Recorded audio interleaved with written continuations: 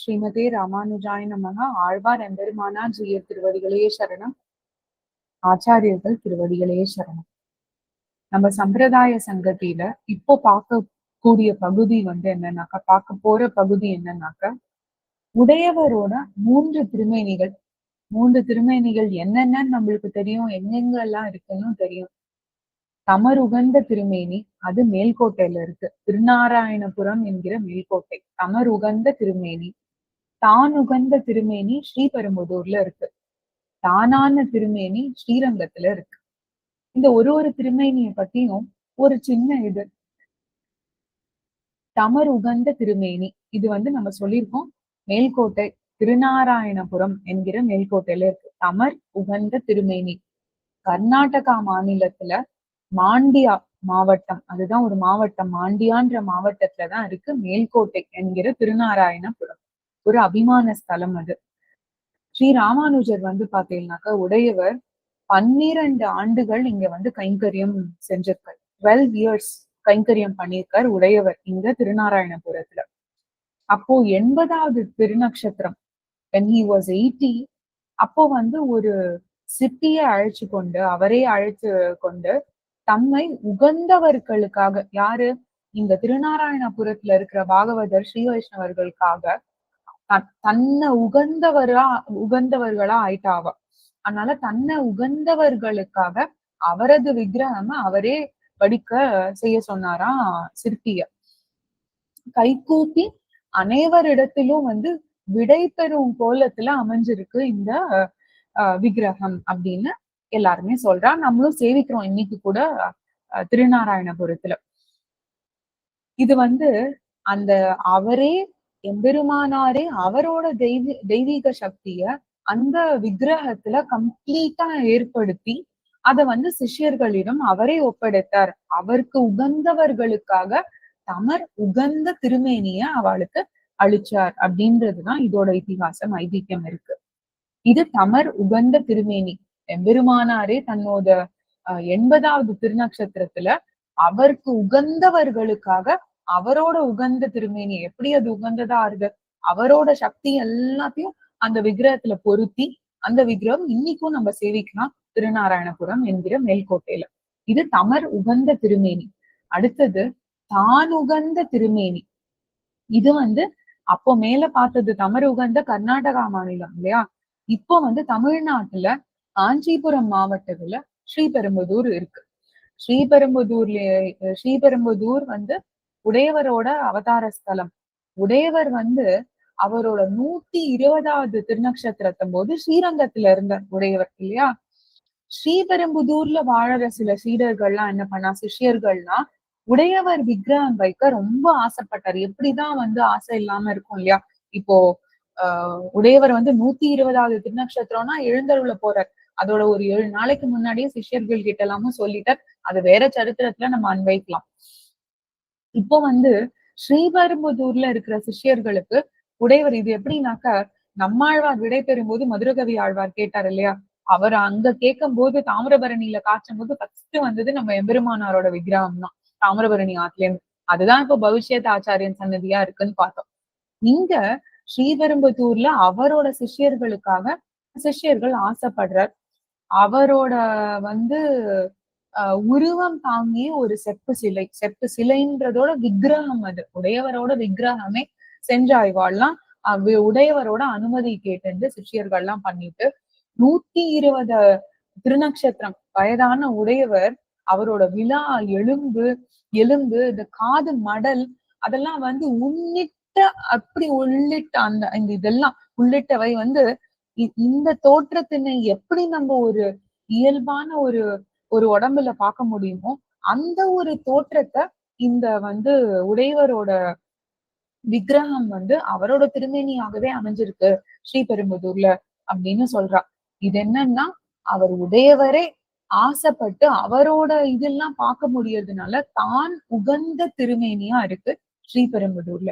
உடையவர் தான் உகந்த திருமேனி. இப்ப முதல்ல பார்த்தது தமர் உகந்த திருமேனி கர்நாடகா மாநிலத்துல மாண்டியா மாவட்டம், அதுல மேல்கோட்டை என்கிற திருநாராயணபுரம்.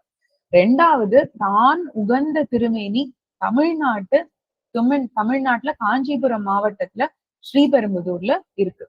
அடுத்தது இப்போ கடைசியா வந்து பாக்குறது தானான திருமேனி. அது என்ன?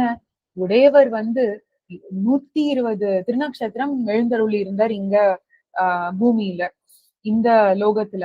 உடையவரோட 120வது திருநக்ஷத்திரம் எப்போ? 1137வது ஆண்டு. இப்போ 2025ன்னு சொல்றோம் இல்லையா, 1137வது ஆண்டு. அப்போ வந்து அதே பிங்கள வருஷம். அவர் எப்போ பிங்கள வருஷத்துல பிறந்தார்? திருநாட்டுக்கு அலங்கரிச்சதும் பிங்கள வருஷம், மாசி மாதம், வளர்ப்பிறை தசமி திதியில ஒரு சனிக்கிழமை. சனிக்கிழமை நண்பகல்ல எம்பெருமானார் திருநாட்டை அலங்கரிச்சார். அப்ப பாத்தீங்கன்னாக்க பத்மாசன நிலையில அமர்ந்துண்டு அப்படியே பரமபத நிலைக்கு எழுதினார் அப்படின்னு ஆச்சாரியர்கள்லாம் எடுத்து காமிக்கிறார் நம்மளுக்கு. அதுல ஸ்ரீரங்கத்துல வந்து பாத்தீங்கன்னாக்க முன்னாடி இருந்த வசந்த காலம் வசந்த மண்டபம் எம்பெருமானுக்கு இப்போ வசந்த மண்டபம் பாத்தீங்கன்னா சக்கரத்தாழ்வார் வழியா சுத்திndo தாயார் வழியாவும் வரலாம். வடக்கு வாசல்ல இருந்தும் வரலாம், தெற்கு வாசல்ல இருந்தும் சக்கரத்தாழ்வார் உள் வழியா போனா வசந்த மண்டபம் போய் அடையலாம் இல்லையா. முன்னாடி இருந்த வசந்த மண்டபம் என்னன்னா ஸ்ரீரங்கத்துல, இப்போ உடையவர் சன்னதி எங்க இருக்கோ அந்த இடம் முன்னாள் நம்பெருமாளோட வசந்த மண்டபம். அதே இடமே கொடுத்துட்டான். வசந்த மண்டபம் இல்லையா வந்து அத ஜெகதாச்சாரியனுக்கு இடம் கொடுத்துட்டான் நம்பெருமாள். முன்னாளா இருந்த வசந்த மண்டபம் எம்பெருமானாரோட பூத உடல் அங்க வந்து திருப்பள்ளி படுத்தி அதுக்கு மேல இழுப்படுத்தின வந்து என்னன்னாக்கா இப்போ இருக்கிற உடையவரோட சன்னதி இங்க இருக்கு. அந்த எம்பெருமானாரோட பூத உடல் வந்து பாத்தீங்கன்னா திருப்பள்ளி அந்த வசந்த மண்டபத்திலேயே இருக்கு. முன்னாடி இருந்த வசந்த மண்டபம், இப்போ இருக்கிற உடையவர் சன்னதி. இப்போ அந்த திருமேனியில போய் பார்த்தீங்கன்னாக்க அப்படியே ஒரு ஒரு ஒரு ஆத்துக்கு நம்ம நுழைஞ்சோம்னா ஒரு தாத்தா உட்கார்ந்துட்டு இருக்காரு. ஆனா அந்த தாத்தா வந்து ரொம்ப வயோதிகர்னா கூட ரொம்ப இப்ப வந்து யோகா அபியாசம் எல்லாம் பண்ணிட்டு ரொம்ப நன்னா இருக்காரு அந்த தாத்தா. நன்னா திருக்கண் வளர்ந்துண்டு தாத்தா வந்து வாங்கோ வாங்கோ எல்லாரும் வாங்கோ அப்படின்னு சாதிச்சா எப்படி இருக்கும். அந்த மாதிரி பார்த்தேன்னா இன்னைக்கும் நம்ம உடையவர் சன்னதியில பின்னாடி மூலவர் வந்து திருமேனியில தலைமுடியாகட்டும், திரு கைகள் ஆகட்டும், நகம் ஆகட்டும் போன்றவை எல்லாம் எளிதாக நம்மளால பார்க்க முடியும். கொஞ்சம் நின்று உன்னிப்பா பார்த்தோம்னா உடையவரே தான் அங்க அமர்ந்து இருக்காருன்னு நம்மளுக்கு தெரியும். என்ன அது தானான திருமேனி, அவரோட திருமேனியே இது. ஏன்னா அவரோட திருமேனியே இருந்ததுனால சித்திரை ஐப்பசி மாசங்கள்ல என்ன மாதங்கள்ல என்ன பண்றாங்கன்னா பச்சை கற்பூரம், குங்குமப்பூ, அதே மாதிரி நிறைய மூலிகை எல்லாம் அரைச்சு அவருக்கு வந்து தைல காப்பாட்டம் சாத்துறா.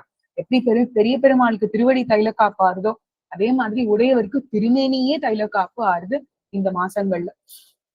1000 ஆண்டுகளா பாதுகாத்து வச்சுக்கணும்னா உடையவரோட திருமேனிய இன்னும் ஒரு 100,000 ஆண்டு காலம், பல்லாண்டு பல கோடி 100,000 பாதுகாக்கணும் இல்லையா. அப்ப எப்படி பாதுகாக்கணும்?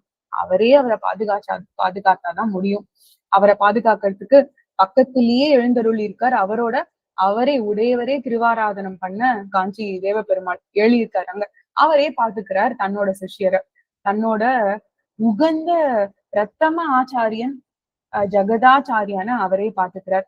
அதே மாதிரி இங்க பாத்தீங்கன்னா கொஞ்சம் தள்ளி வந்தா கீதாச்சாரியன், வெளியில வந்தோம்னா உடையவர் சன்னதியில இருந்து, அங்கேருந்து கொஞ்சம் வெளியில வந்தோம்னா பிள்ளை லோகாச்சாரியார். இந்த மாதிரி 3 ஆச்சாரியர்கள், பிள்ளை லோகாச்சாரியார், அப்புறம் கீதாச்சாரியன், ஜெகதாச்சாரியன் ஒரே இடத்துல இங்கதான் பார்க்க முடியும் நம்ம.